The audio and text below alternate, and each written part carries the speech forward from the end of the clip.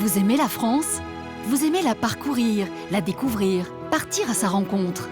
Vous avez même parfois l'impression de bien la connaître. Nous avons tous une petite plage, une petite crique, une clairière, un hameau ou un chemin qui n'appartient qu'à nous, loin des sentiers battus, et que nous ne voulons partager qu'avec ceux que nous aimons. C'est cette France-là que nous voulons vous faire découvrir à travers 100 lieux qu'il faut absolument voir dans votre vie.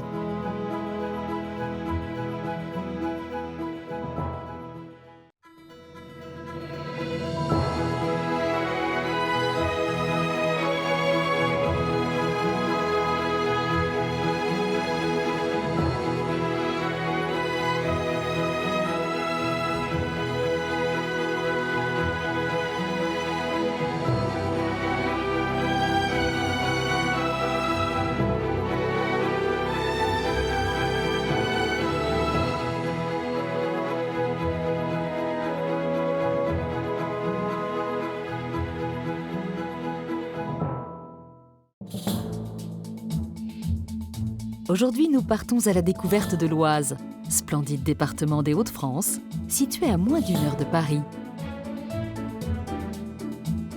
Célèbre pour ses immenses forêts, ce petit coin de paradis est aussi réputé pour son patrimoine architectural flamboyant, entre châteaux de contes de fées et cathédrales en dentelle de pierre. Moi, ça faisait longtemps que je n'étais pas monté ici, mais alors à chaque fois, la vue, on s'en prend plein les yeux. C'est autour de Chantilly que commencera notre voyage. Un écrin minéral remarquable dont nous vous dévoilerons quelques-uns des plus précieux bijoux. Un diamant rose. C'est un vrai diamant. Puis nous rayonnerons autour de Gerberoy, classé à juste titre parmi les plus beaux villages de France, avec ses ruelles pavées superbement conservées, ses façades somptueuses et ses jardins romantiques. Je pourrais épater mes amis avec tout ce que je sais maintenant. Enfin, nous visiterons l'impressionnant château de Pierrefonds et ses alentours, dont le charme et l'histoire ne manqueront pas de vous séduire. Ce pays aux trésors insoupçonnés, c'est bien sûr en compagnie d'hommes et de femmes passionnés, fiers de leur patrimoine et de leurs traditions, que nous allons les parcourir. Venez voir, prenez du recul, c'est de l'ordre du Guinness Book.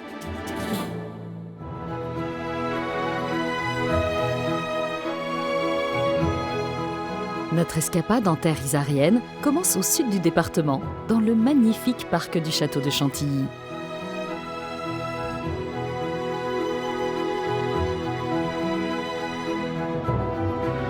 Lorsque l'on découvre la splendeur de cet imposant monument pour la première fois, difficile d'imaginer que le site fut entièrement rasé pendant la Révolution française.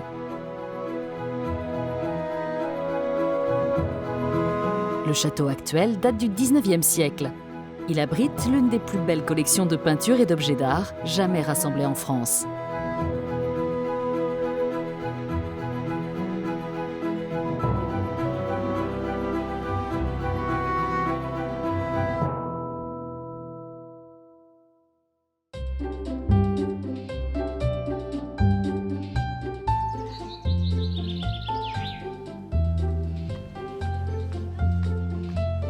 C'est en compagnie de Frédéric Nancel que nous allons découvrir ce joyau d'architecture. Cet amoureux de Chantilly a passé une grande partie de sa vie professionnelle à en promouvoir le patrimoine exceptionnel.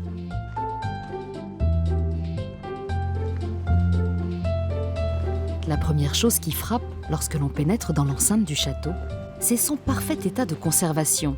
Et pour cause, puisqu'il figure parmi les derniers construits en France en 1864. Après avoir passé sa vie à rassembler peintures, dessins ou livres admirables, son propriétaire, le duc d'Aumale, souhaitait leur offrir le plus beau des écrins.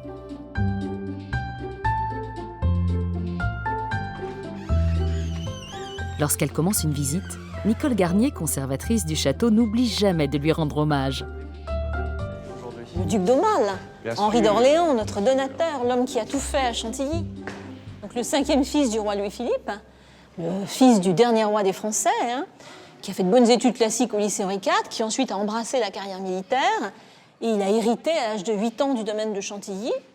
Et on me dit que quand on passe devant, il faut toujours dire « Bonjour, monseigneur ». Absolument, c'est ce que nous faisons tous les matins. Voilà, écoute, je te laisse me guider. Allons-y. À sa mort, le duc d'Aumale, qui était également prince de Condé, a légué toutes ses collections à l'Institut de France, à une seule condition, qu'elles restent rassemblées ici, sous le nom de Musée Condé. Et c'est naturellement par la pièce maîtresse du musée que Frédéric et Nicole commencent leur visite. C'est le cœur du musée Condé, le cœur du château de Chantilly avec l'extraordinaire collection de tableaux. Mais écoute, ils sont tous les uns sur les autres. Alors ça, c'est l'accrochage du 19e, parce que le duc d'Aumale a souhaité qu'on ne modifie pas sa présentation. Bord à bord, à touche-touche. L'un de ces tableaux, Le déjeuner d'huîtres à la cour de Louis XV, signé Jean-François de Troyes, nous raconte une anecdote amusante de l'histoire de France. Mais encore faut-il avoir de bons yeux pour le voir. Pourquoi ils regardent tous en l'air? Ben regarde, celui de regard des domestiques à l'arrière-plan.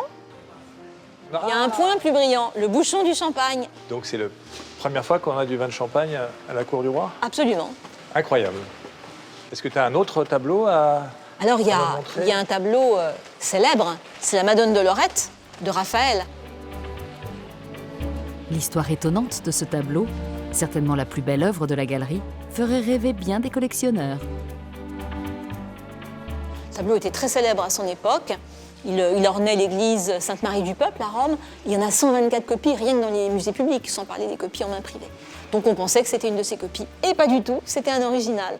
C'est extraordinaire de découvrir un Raphaël alors que tu pensais avoir un autre tableau. C'est encore un trésor de Chantilly. Encore un des trésors de Chantilly. Qu'est-ce que c'est beau d'ici. Oui, il y a une très belle vue sur la galerie de peinture. Ah ouais. Si le château de Chantilly doit sa réputation à ses collections d'œuvres d'art, c'était autrefois un lieu de vie prestigieux, au décor grandiose, dont certains sont toujours visibles au cœur du monument. Nous sommes dans les grands appartements des princes de Condé. C'est un appartement classique, il y a une chambre, un bureau et une antichambre. À elle seule, cette antichambre, surnommée la Grande Singerie, témoigne du luxe incroyable dans lequel vivaient les Condé, qui se faisaient un devoir d'impressionner leurs visiteurs. La plus belle pièce du grand appartement, tu vois. Wow. Un décor avec des Chinois et des singes, parce que le singe est un animal exotique au XVIIIe siècle. D'accord. Et donc, la France est fascinée par les arts de l'Asie. Là, tu as l'Amérique avec cette dame qui a des plumes rouges sur la tête, c'est un peu l'indienne. Ici, tu as l'Asie avec ce magot chinois. Là, tu as l'Europe. Et là, l'image que la France a au début du XVIIIe siècle de l'Afrique du Nord avec ce personnage. C'était ici un cabinet pour inviter au voyage ou c'était pour raconter des histoires? C'était plutôt une antichambre. C'était l'antichambre de l'appartement du prince de Condé, après la galerie où déambulaient les courtisans, les invités. Et puis on attendait de passer dans le bureau du prince. Et donc il y avait un décor amusant. Frédéric et Nicole poursuivent maintenant leur visite vers une autre pièce majeure du château de Chantilly, où le duc d'Aumale se consacrait à son péché mignon, la littérature.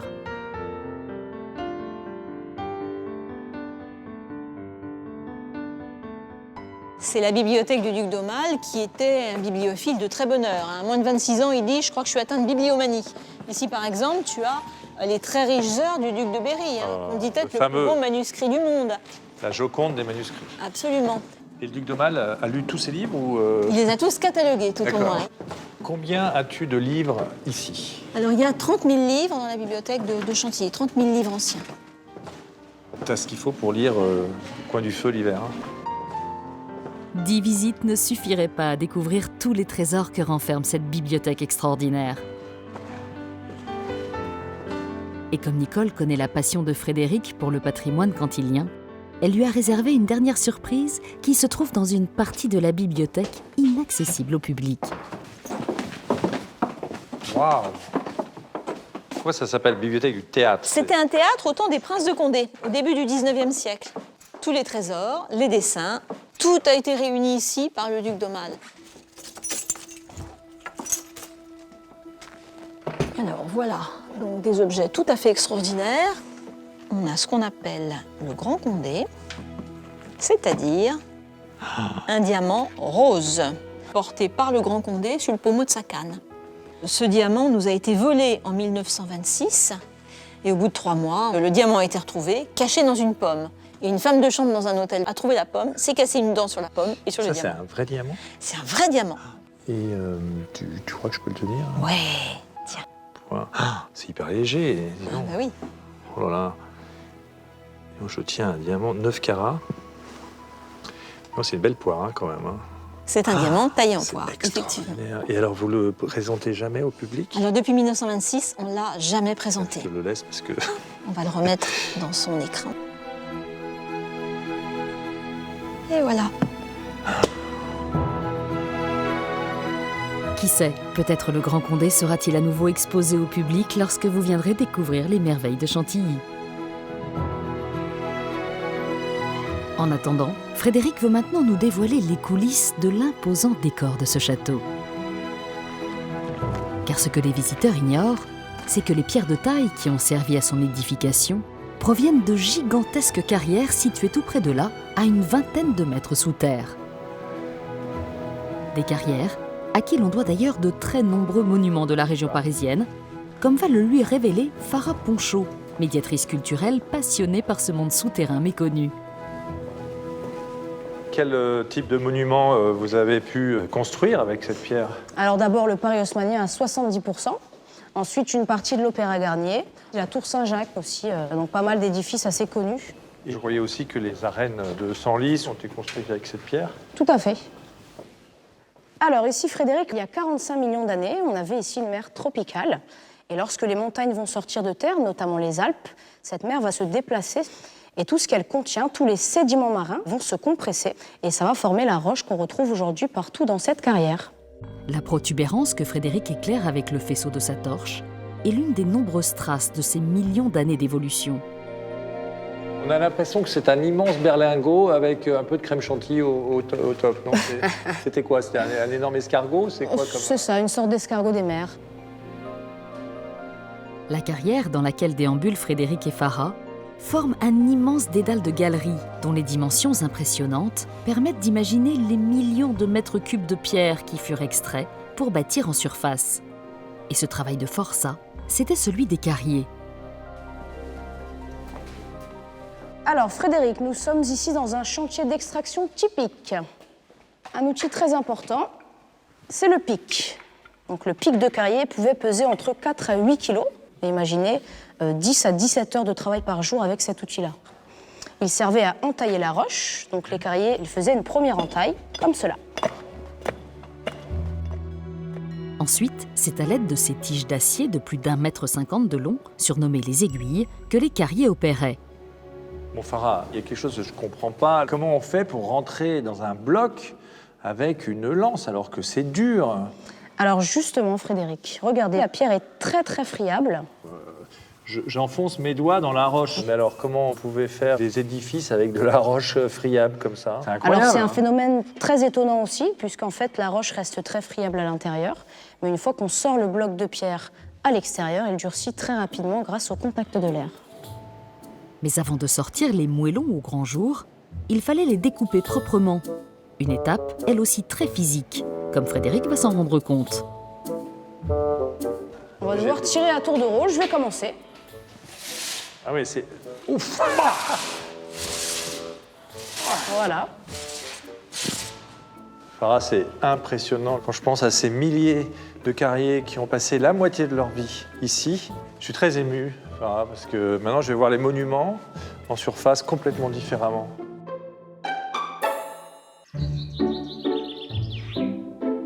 Parmi ces monuments cantiliens, que Frédéric verra désormais autrement, se trouvent les grandes écuries du château, célèbres dans le monde entier. Au XIXe siècle, elle accueillait jusqu'à 240 chevaux pour les chasses à courre du duc d'Aumale. Ce dernier en était si fier qu'il aimait y organiser de mémorables banquets. C'est ce qui explique que la ville soit aujourd'hui encore considérée comme un temple du cheval. Une tradition ancestrale que Frédéric voulait aborder d'une façon originale, en s'initiant à une discipline singulière, l'attelage de compétition. Et c'est Anne-Violaine Brizou, vice-championne du monde, qui va lui en apprendre les règles. Pour monter, tu vas mettre un pied sur la partie qui est devant toi, une main ici. D'accord. Et puis, et normalement, Voilà. ça doit marcher. Et je Tu tire... tires pas sur la queue du je tire cheval. pas la queue du cheval. Il est très sympa, mais ça a des limites. D'accord, non, parce que ça... T'as envie quand même, hein. Voilà. 0, prêt, marcher. Hop. Ouais, là, tu me bats, là, parce que j'ai essayé, mais... Ouais, mais c'est la voix de son maître. La compétition d'attelage est une discipline très technique qui cumule 3 épreuves de vitesse, d'endurance et de maniabilité. Pour cette première approche, Anne Violaine a choisi un entraînement de maniabilité. Là, on voit les cônes, là, et ça consiste en quoi, cet exercice? Alors là, du coup, l'objectif, c'est d'arriver à passer dans des cônes. Il y a une balle qui est dessus et chaque balle qui tombe nous coûte 3 points de pénalité en compétition. Tu peux pas trouver un système pour coller les balles aux cônes? On y a pensé, mais c'est pas très réglementaire. D'accord, donc c'est de la maniabilité, c'est aussi de la précision Voilà. et de la rapidité. Et de la rapidité. Diriger une calèche au cordeau à grande vitesse est assez périlleux. Une erreur et le cheval peut se blesser et la calèche se renverser. Galop. Ah oui, là, dans le virage, c'est un peu... Je m'attrape à toi ou quoi? Non, ça serait mieux que non. Oh. Avec mon fouet qui le touche, là, je lui dis va par là, va par là. En fait, ça m'aide. Et inversement, si je mets de l'autre côté mon fouet, ça peut lui indiquer, hop, tu vois, qu'il doit partir par là et zigzaguer comme ça. Et après, je peux lui dire d'avancer, hop. Voilà. Pour un passionné de patrimoine comme Frédéric, l'attelage de compétition et ses calèches d'antan sont une excellente façon de perpétuer les traditions. À ses yeux, tout ce qui permet de valoriser l'histoire de l'Oise est le bienvenu. C'est d'ailleurs pour nous présenter une initiative originale qu'il nous emmène maintenant à Senlis, tout près de Chantilly. Ici, le monument le plus célèbre, c'est bien sûr la superbe cathédrale, chef-d'œuvre de l'art gothique des XIIe et XIIIe siècles. Mais ce que l'on sait moins, c'est que Senlis abrite également de magnifiques arènes gallo-romaines du 1er siècle. Pour les valoriser davantage, Yvon Berthelot, un pâtissier de la ville, a eu l'idée d'y planter des cognaciers. Ah, t'es venu voir les futures gourmandises? Bah, surtout, je suis intéressé de voir que c'est le plus vieux verger de France, 1er siècle. Oui, les arènes. Avec les arènes. Quand vous remontez l'allée là, dans le soleil, ça valorise l'entrée des arènes qui, à mon sens, n'étaient pas mises assez en valeur. L'idée d'Yvon est en fait toute simple. Associer ce site magnifique à une toute nouvelle friandise à base de coing, baptisée le Cotignac des arènes de Senlis. Une ville, elle se fait connaître à travers ses monuments architecturaux, ses hommes célèbres et aussi par une spécialité culinaire. Et l'idée m'est venue de faire ce Cotignac. C'est une gelée de coing, comme font les grands-mères. Après, on connaîtra les arènes de Senlis grâce au Cotignac des arènes de Senlis. Mais avant ça, il faut les cueillir, les coins. Tu vas me donner un coup de main pour les mais il y a cueillir. une technique particulière? Quand ils sont mûrs, normalement, tu tournes un peu, tant qu'ils doivent tomber, voilà. Mais alors, Alors là, quand ils sont bien jaunes. d'accord, ok. Tiens, il y en a un beau là-bas, si tu veux ouais. l'attraper, toi qui es grand. Ils sont On mûrs. a là, l'impression hein. qu'il nous dit merci. Ouais. Tu vois, il nous dit T'as vu merci comme d'être il est cueilli. joli Ah, il est très joli.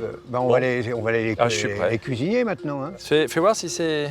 Oh, bah là, il y a, Ah oui, quand même. Hein. il y a que 6 kilos là, Ouais, c'est mais pas 6 lourd kilos, quand même. Bon, donc je le prends parce que je suis gentil avec toi, parce que c'est toi qui vas cuisiner. Bon. Reste à savoir à quoi ressemble ce fameux Cotignac. Pour ça, Frédéric suit Yvon jusqu'à sa pâtisserie du centre-ville. C'est là qu'il va en découvrir les secrets de fabrication. Bon alors, c'est chez toi là maintenant. Ah, oui. J'ai hâte, je suis.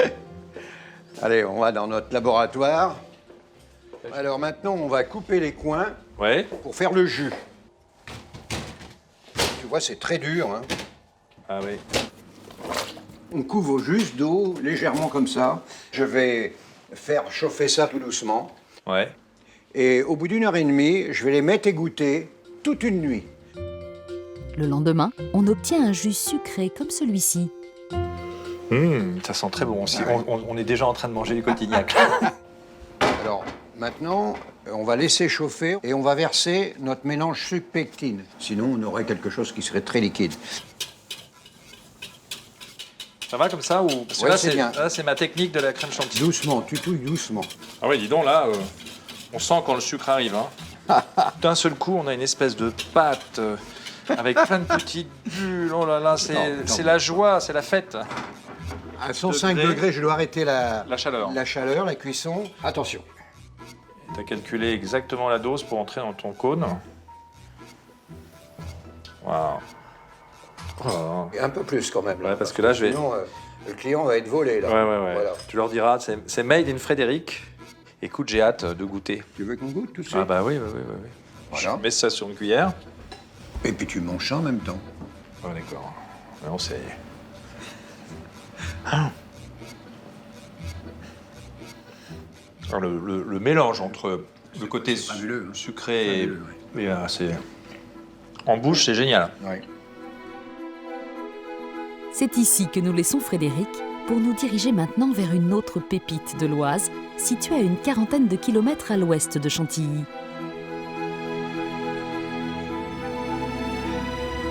Car les villes et châteaux en pierre de taille ne sont pas les seuls trésors du département. Il abrite aussi quelques ravissants hameaux au charme suranné, comme celui de Gerberoy.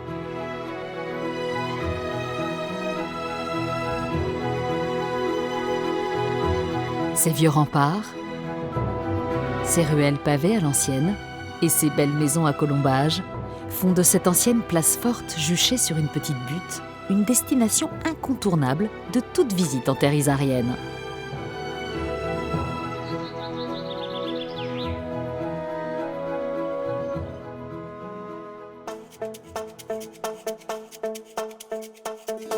C'est avec Audrey Magnan que nous allons découvrir Gerberoy. Passionnée de patrimoine, Audrey vient très souvent se promener ici avec ses amis. Mais elle connaît mal l'histoire du village et compte sur son amie guide Virginie Lanier pour lui en apprendre davantage. Alors Virginie, tu m'as donné rendez-vous devant l'hôtel de ville, hein, il me semble. Oui, tout à fait, Audrey. En fait, tu connais déjà Gerberoy ? Oui, un petit peu. Tu as déjà eu l'occasion de visiter ? Oui, voilà. Oui.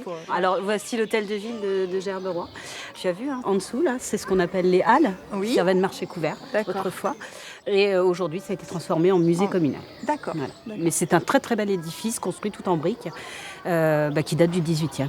Et tu as de particulier ces armoiries qui figurent sur le fronton de l'hôtel de ville. Hein, tu vois ce qu'elles représentent ? D'ici, oui, je pense que ce sont 3 gerbes de blé. Oui, très bonne vue. Bonne réponse. C'est ça. 3 gerbes de blé qui va donc donner le nom latin de Gerberoy, Garbarium Eudum. Et on est inscrit parmi les plus beaux villages de France depuis 1982. Et on est très fiers de ça. Oui. La butte de 80 mètres de haut sur laquelle est construit le village a longtemps été considérée comme un site stratégique, où plusieurs châteaux se sont succédés jusqu'au XVIe siècle. Mais après les guerres de religion qui opposèrent catholiques et protestants, les remparts furent définitivement démantelés et le village cessa d'être un enjeu militaire. C'est probablement ce qui explique l'excellent état de conservation de ces habitations qui semblent s'être figées dans le temps. Alors Virginie, on est ici dans la ruelle Saint-Amand. C'est ça, Audrey, tout à fait. Donc cette ruelle porte le nom d'un poète libertin du XVIIe. Et pour te donner une idée, c'est aussi la rue la plus fréquentée au Moyen-Âge. On va y retrouver tous les commerçants, le bourrelier, le tanneur. Et c'est vraiment la rue la plus importante de la ville. Ah oui, la rue principale. C'est ça, la rue principale, tout à fait. Ok. Ah ben voilà, cette fameuse maison bleue. Eh oui, la Maison Bleue, qui est donc en fait l'emblème de Gerberoy. C'est très certainement la plus peinte et la plus photographiée. Elle est du 17e, hein, tu vois, la date est inscrite dessus. 1691. C'est ça, ouais. Et c'est intéressant, elle a été occupée tour à tour par plusieurs artisans et c'était une maison qui est vraiment restée dans l'image de Gerberoy. Ouais. Un peu plus loin se trouve une autre maison, elle aussi emblématique de Gerberoy. Audrey, je vais te montrer une petite pépite de Gerberoy, un écrin de verdure. On la doit à un artiste qui a beaucoup compté dans l'histoire du village. Henri de Sudaner est donc le peintre de Gerberoy. On voit ici son portrait. Hein. Tout à fait, le buste du peintre qui était post-impressionniste, qui s'est beaucoup inspiré de Gerberoy pour peindre ses toiles, mais il a aussi beaucoup fait sur le fleurissement de Gerberoy. Il est un peu à l'initiative de demander aux habitants de planter au moins 2 rosiers devant chaque habitation, et de ce fait, Gerberoy est devenue la ville des roses que l'on connaît aujourd'hui. D'accord.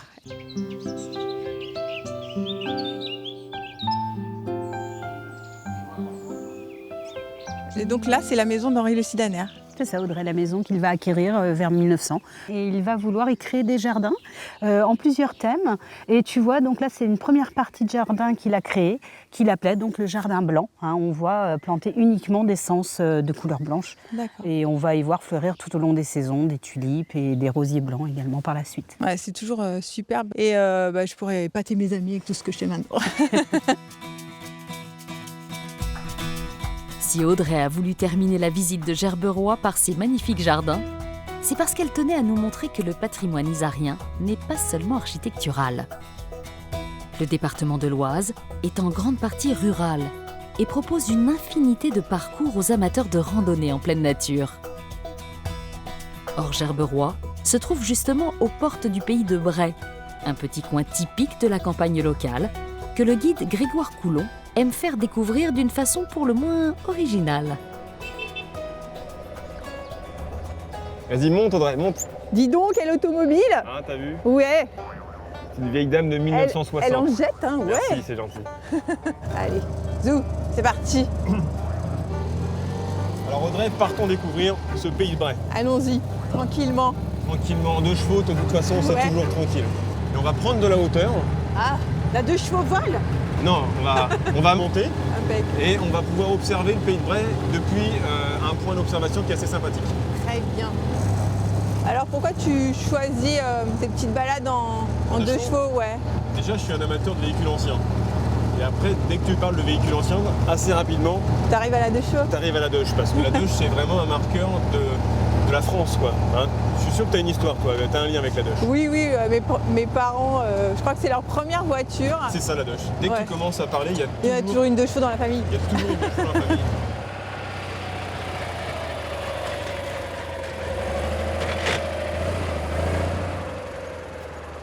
Voilà, tiens. Tu vas voir par ici. C'était une bonne idée, cette Devant toi, la boutonnière du pays de Bray. Donc la boutonnière, c'est tout petit, c'est 10 km de large sur 80 km de long. C'est à cheval entre la Seine-Maritime d'un côté et l'Oise. Et comme tu peux voir, c'est une cuvette. Ouais. Et cette dépression, c'est l'érosion du bassin parisien qui a fait que l'argile est remontée à la surface. Et cette argile, c'est vraiment la richesse du pays de Bray, c'est cette terre. Alors, pays de Bray, ça veut dire quoi? Pays de brun, terrain humide, lieu boueux. Tu peux voir, aujourd'hui, on est un petit peu dans ces conditions, quoi. Donc l'humidité de la terre et aujourd'hui un peu l'humidité du ciel qui nous tombe un petit peu dessus. Mais c'est quand même joli. Hein. Pour mieux comprendre la spécificité de cette cuvette, il faut descendre tout au fond, là où le paysage se transforme. Les grandes prairies herbeuses y font place à une vaste zone marécageuse.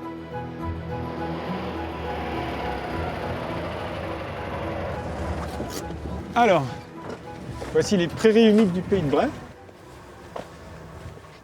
C'est un site qui est classé Natura 2000. On est dans une des dépressions au des points le plus bas. Donc on a les ruissellements des petites collines qui vont descendre. Et du coup, se crée une faune et une flore bien spécifiques. C'est vrai que ça ressemble un petit peu à la baie de Somme, enfin un paysage de bord de mer avec cette végétation. Ouais. Donc tu as les landes humides et acides. On a de l'ajonnin qu'on voit un peu là-bas, les petites fleurs jaunes là, qui sont là-bas. D'accord. Ici, on peut rien faire, on peut pas cultiver, il y a c'est trop humide. Trop d'eau. Donc on peut pas faire grand chose. Il y a quoi, de l'élevage un peu ou c'est le moins un peu de pâturage, c'est ça. Ouais. À côté de cette nature sauvage protégée, le pays de Bray offre bien d'autres surprises qui méritent elles aussi le détour. C'est pour en voir le maximum que Grégoire a eu l'idée de proposer cette visite découverte en 2 doches, qui lui permet, par exemple, de pousser jusqu'au charmant village de Saint-Germer-de-Fly. Et voilà Audrey, je t'avais promis un des joyaux du pays de Bray. Eh ben écoute, je suis déjà venue plusieurs fois, mais c'est vrai que jamais vraiment arrêté là. En plus là, on a le soleil, c'est vraiment beau quoi. Alors, l'abbaye de Saint-Germer qui a été fondée par Saint-Germer, qui était un conseiller du roi d'Agobert. Le fameux qui a mis sa culotte à l'envers. C'est ça. Et donc là, devant toi, tu as l'abbaye, qui est plutôt dans un style roman, gothique, primitif. Ouais. Et derrière moi, un des joyaux du Pays de Bray, la Sainte-Chapelle, qui est de style gothique rayonnant, et qui a une rosace et des vitraux exceptionnels. Et on a une lumière qui pénètre le bâtiment, c'est assez remarquable. Ouais. À moi qui avais plutôt l'habitude de passer un peu plus tôt dans le village et sans m'y arrêter, mais là c'est vrai que ça donne envie de prolonger un peu la promenade et puis de s'y arrêter un petit peu plus longuement. Hein. C'est vraiment très beau. Comme en témoigne cette étonnante abbaye perdue en pleine campagne, l'Oise possède l'un des plus fabuleux patrimoines architecturaux religieux de France. Le département est même surnommé la terre des cathédrales, puisque c'est ici que l'art gothique s'est épanoui à partir du XIe siècle, d'abord à Noyon, puis à Senlis, et bien sûr à Beauvais. Notre-Dame de Beauvais est justement la cathédrale préférée d'Audrey. Avec son impressionnante structure en dentelle de pierre, le monument est la quintessence du gothique flamboyant. Ici, les bâtisseurs de cathédrales ont repoussé les lois de la pesanteur jusqu'à leurs extrêmes limites, comme va le lui révéler l'architecte des bâtiments de France, Jean-Lucien Guénoun. Jean-Lucien, on y va? On va Oui. découvrir notre belle cathédrale, je crois. Hein. Je passe tous les jours devant cette cathédrale et tous les jours, je la trouve différente avec la lumière. Oui, c'est vrai que la cathédrale de Beauvais est un édifice exceptionnel et que la lumière la met encore plus en valeur.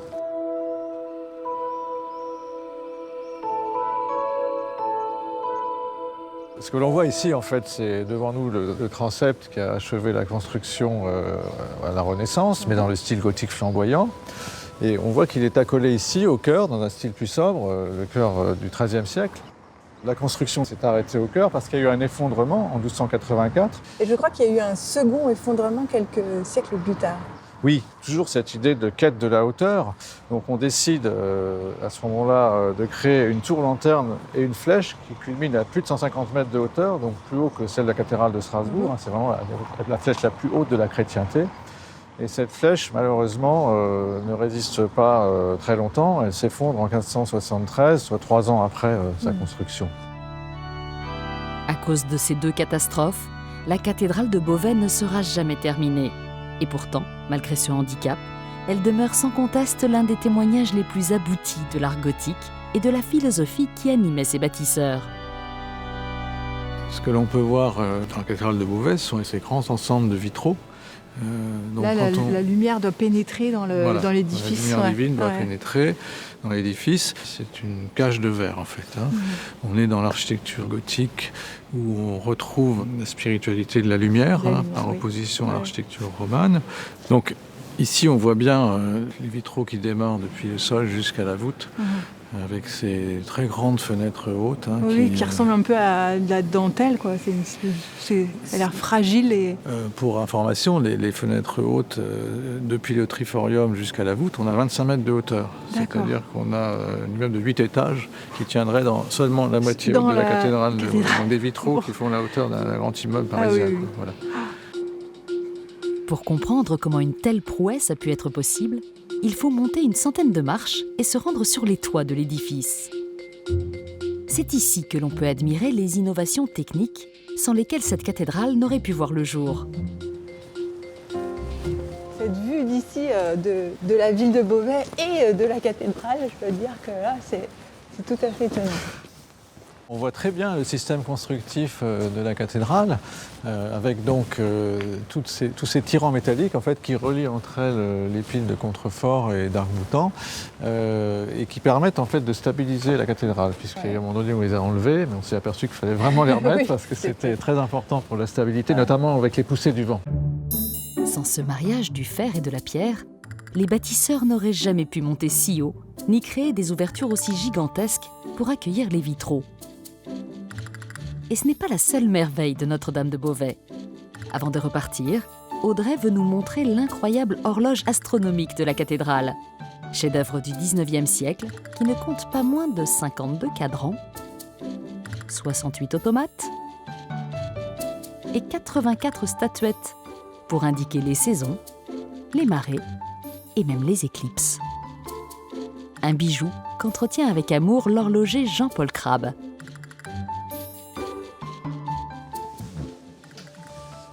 Ouh là là. Et alors, à quelle époque elle a été construite? Eh bien, elle a été construite en 1865 par un enfant du pays qui s'appelait Auguste Lucien Vérité. Venez voir, prenez du recul, parce qu'elle fait 12 mètres de haut, 5,50 mètres de large et 3,50 mètres en profondeur. C'est de l'ordre du Guinness Book.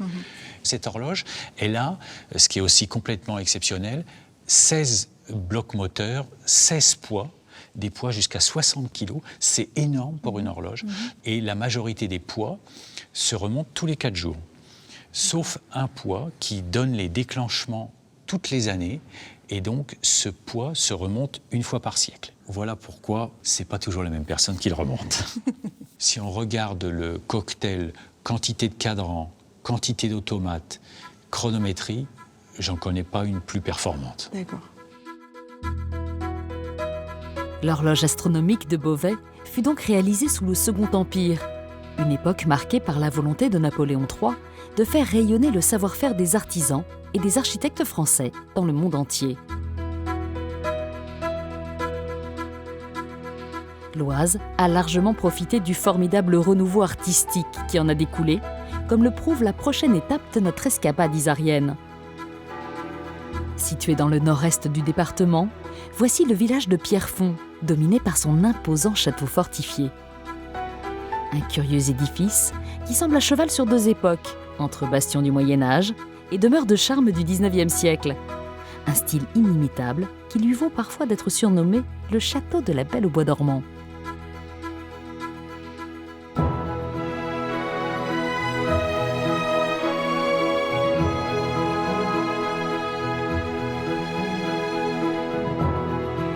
Et c'est avec Guillaume Fournier, un enfant du pays féru d'histoire, que nous allons le découvrir.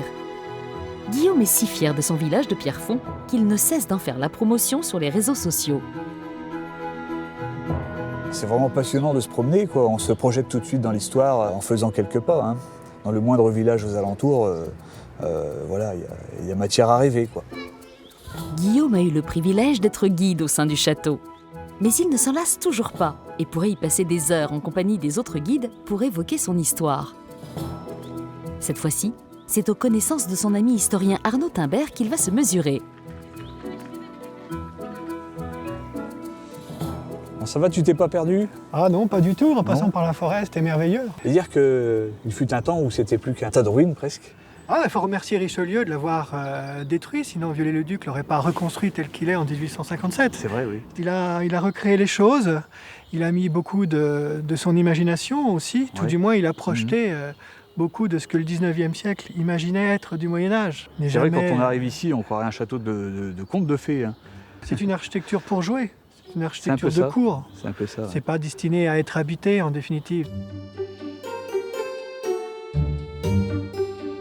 Si le château renaît en 1857, c'est donc grâce à lui, Eugène Viollet-le-Duc, l'un des architectes français les plus célèbres de cette époque, à qui l'on doit de très nombreuses restaurations de monuments médiévaux. Souhaitant se faire construire un château d'apparat inégalable, Napoléon III et sa femme Eugénie hésitaient entre 2 sites en ruine. La légende raconte que celui de Pierrefonds fut tiré au sort par l'impératrice elle-même. Et c'est ainsi que Viollet-le-Duc eut carte blanche pour restaurer le bâtiment tout en le remaniant largement. La cour d'honneur reflète parfaitement son désir de s'inspirer du passé pour mieux le réinventer. Cette cour est toujours aussi impressionnante. Elle est impressionnante, c'est vrai, tellement elle est en contraste avec l'extérieur, mais surtout, elle est pédagogique parce que tu as le donjon du Seigneur, l'église du prêtre et l'hôtel de ville du pouvoir communal. C'est-à-dire dans une cour de château réunie une place de village. On a ici un livre d'histoire. On voit ici le travail impressionnant de l'architecte. On imagine la quantité de dessins incroyables qu'il a dû faire pour... Des centaines de dessins. Il ne laisse rien au hasard, c'est-à-dire que Viollet-le-Duc dessine tout, le moindre détail, de l'ensemble jusqu'au bouton de porte. Lorsqu'on vient à Pierrefonds, on ne vient pas dans un château du 19e siècle, on entre dans l'âme de Viollet-le-Duc. C'est ça. C'est sans doute l'un de ses plus beaux chefs-d'œuvre. c'est son chef-d'œuvre. C'est son chef-d'œuvre, oui. Un chef-d'œuvre que Viollet-le-Duc voulait romantique, propice aux rêves et à la création. Mais Pierrefonds devait aussi impressionner les hôtes de l'empereur. De ce point de vue, la pièce la plus étonnante est sans conteste l'ancienne salle d'armes. La salle des Preuses, à cette heure-là, avec cette lumière-là, c'est un éblouissement. Ouais, c'est toujours aussi impressionnant, cette grande salle qui est la plus grande salle du château, et la plus achevée. La plus achevée et puis la plus lumineuse, c'est-à-dire totalement peinte. C'est ce qui lui donne cette tonalité très douce, avec ces jaunes très sobres. C'était la salle d'armes de l'empereur, sa collection particulière, qui est aujourd'hui aux Invalides. Ah oui. Ces statues de femmes qui trônent sur la sublime cheminée ont donné son nom à la pièce. Au Moyen-Âge, on les appelait les preuses, car ce sont elles que les preux chevaliers servaient. Mais en réalité, les visages de ces dames sont tous contemporains de Viollet-le-Duc, qui a souhaité rendre hommage à ses mécènes. Au centre, l'impératrice. L'impératrice Eugénie, oui. Et de part et d'autre, les dames d'honneur de l'impératrice. C'est ça. Et donc chacune d'entre elles a une couronne sur la tête. Sauf une. Sauf la dernière, oui. Qui n'était pas noble, Madame Carrette. Pour terminer cette visite, Guillaume a demandé une faveur exceptionnelle à son ami Arnaud. Grimper jusqu'au sommet de l'une des tours de défense du château dont l'accès est interdit au public. Un privilège réservé aux employés du site les plus courageux, car l'escalier compte près de 400 marches. Voilà, regarde. Ça vaut la peine. Ah oui. Quelle vue. Oh, ça faisait longtemps que j'étais pas monté ici, mais alors à chaque fois la vue, on s'en prend plein les yeux. C'est vraiment spectaculaire. Château domine totalement la forêt. Et ce soleil, c'est superbe. On voit super loin.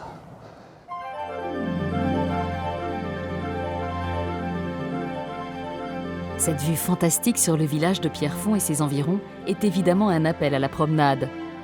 Et ce n'est pas un hasard si les visiteurs qui viennent ici demandent souvent une bonne adresse où se restaurer avant d'aller faire le tour de l'étang, par exemple. Or, les bonnes tables ne manquent pas aux alentours. Mais lorsqu'il était guide, Guillaume recommandait souvent une petite auberge qui se trouve au cœur du village. Son chef, Loïc Delacour, y prépare comme personne une recette toute simple, la ficelle picarde, aujourd'hui considérée comme l'emblème culinaire de toute la région.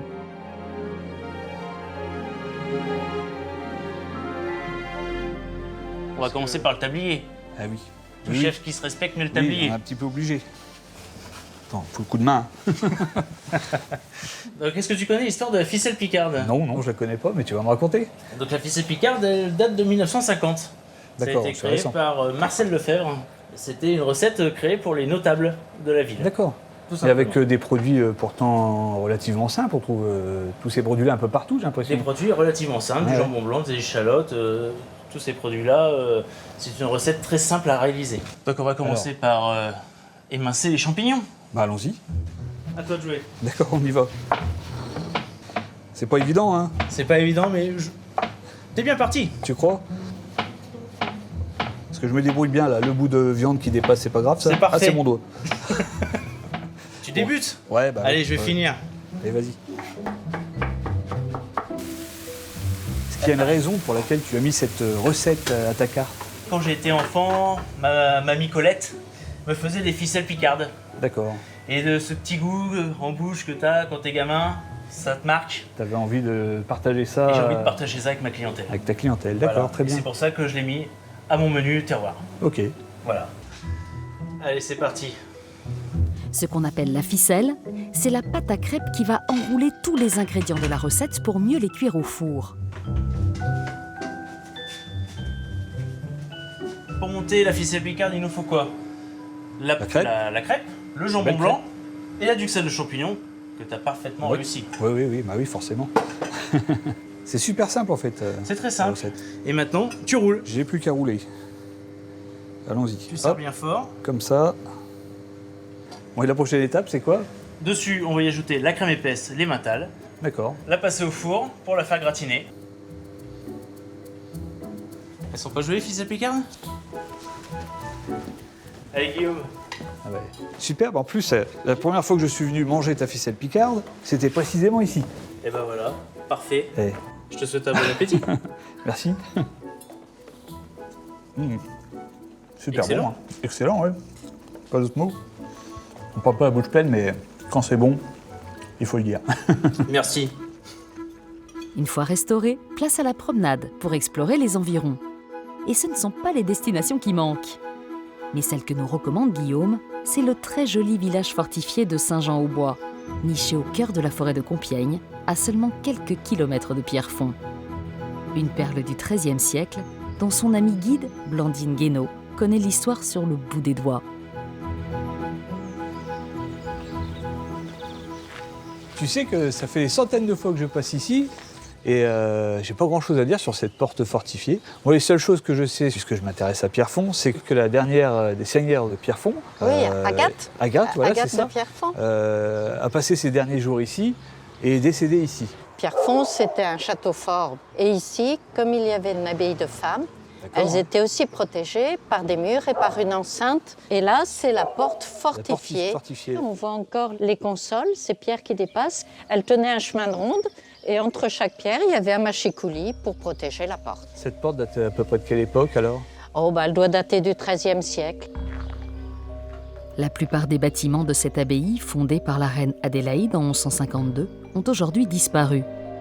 Mais il reste l'imposante église abbatiale, dont les dimensions prouvent que le village fut longtemps un site de premier plan de la France chrétienne.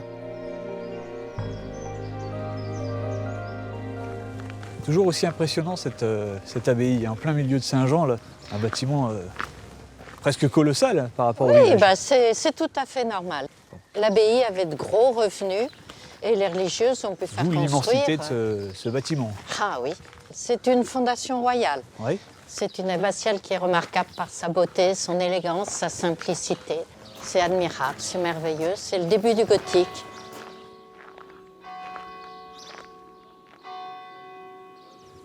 J'adore venir ici, admirer ces petites maisons là, qui sont très jolies. Est-ce que ça date vraiment de l'époque de la construction de l'abbaye ou c'est plus récent ? Non, pas vraiment. Pas du temps des religieuses. Les religieuses, au début du XVIIe siècle, elles sont parties parce qu'il y avait beaucoup de troubles et ce sont les moines qui se sont installés ici. Et les religieuses ont eu raison puisque l'abbaye a été pillée par les soldats. Ce terrible saccage se produit en 1652 sous le règne de Louis XIV. L'abbaye ne s'en relèvera pas et les moines construiront alors ces minuscules maisons pour continuer à vivre sur place.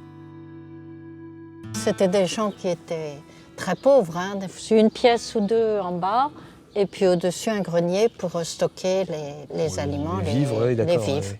Et aujourd'hui, en fait, qu'est-ce que c'est puisque ça reste des petites maisons ? Maintenant, presque essentiellement, ce sont des résidences principales.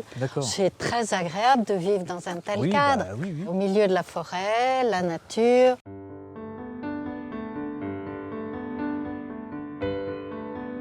Au-delà de ces châteaux et de ces villages médiévaux, l'Oise est aussi une terre d'histoire contemporaine. Et s'il est un lieu qui peut encore en témoigner aujourd'hui, c'est bien la forêt de Compiègne qui entoure Saint-Jean-au-Bois. Car c'est ici que se trouve la fameuse clairière où fut signé l'armistice du 11 novembre 1918 entre la France et l'Allemagne. Le site accueille un vaste mémorial où travaille Jean Michel, un guide passionné par l'histoire de la Première Guerre mondiale. On est vraiment isolé là, par rapport au village le plus proche qui est Rotonde. Pourquoi un tel lieu, en plein milieu de la forêt ? Oui, Rotonde, 3 km, Compiègne, 6 km. Ouais. Eh bien, tout simplement, le maréchal Foch ne veut pas exposer les Allemands à des représailles physiques ou verbales. C'est pourquoi il choisit le calme, le silence, la discrétion de cette forêt de Compiègne majestueuse. D'accord.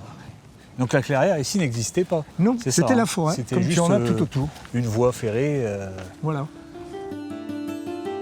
Au bout de l'allée de la Victoire, les deux amis débouchent sur la clairière dominée par la statue du maréchal Foch. Et la grosse dalle au milieu, qu'est-ce que c'est ? Alors la grande dalle, eh bien, c'est la dalle sacrée. Ouais. Elle, c'est un symbole à elle-même. C'est l'orgueil de l'Empire allemand qui était censé ne plus bouger sous cette dalle de 400 tonnes. D'accord. Dessus, il y a une phrase très méchante pour les Allemands de l'époque. Cette phrase dit ceci. Ici, le 11 novembre 1918, succomba le criminel orgueil de l'Empire allemand vaincu par les peuples libres qu'il prétendait asservir. Alors tu te doutes bien qu'à l'énoncé de cette phrase, de l'autre côté du Rhin... Ça plaisait pas forcément. La Deuxième Guerre mondiale va germer. D'accord. Et c'est d'ailleurs pour laver cet affront que 22 ans plus tard, Hitler exigera d'entériner ici même la défaite de l'armée française. Une tragédie en 2 actes qui s'est déroulée dans ce wagon devenu mythique. Ah oui, c'est impressionnant. D'un côté, on avait les Alliés, par sur ici, la table, et de ici, l'autre côté, les Allemands. Ils sont venus demander l'armistice et le maréchal Foch les reçoit. Et quelques décennies plus tard, le processus sera inversé par Adolf Hitler, mais ça se passera en 1940. Il y a des objets qui sont de l'époque du premier wagon ici ou Tout ce que tu vois à l'intérieur est d'origine. D'origine. Ça a été caché à Compiègne avant l'arrivée des Allemands en 1940. Et il n'y a que le wagon, malheureusement, qui n'est pas d'origine. Qui n'est pas d'origine, d'accord. Mais c'est exactement le même. D'accord. Après le second armistice du 17 juin 1940, les Français comprennent qu'Hitler a décidé d'emporter ce wagon à Berlin pour l'y exposer comme trophée de sa victoire. C'est ce qui explique que le mobilier soit d'origine, alors que le wagon, lui, a été complètement détruit par le feu à Berlin. Une fois la guerre terminée, les Français ont donc retrouvé un wagon identique pour y replacer le mobilier qu'ils avaient caché. En tout cas, c'est impressionnant d'être ici, vraiment impressionnant d'être au cœur de l'histoire de l'Oise et puis finalement de l'histoire de France, quoi. Du Moyen-Âge à nos jours, l'Oise est donc un département profondément marqué par l'histoire de France. Village ravissant, architecture majestueuse et superbes décors naturels, tels sont les ingrédients qui feront de votre découverte de l'Oise un voyage mémorable.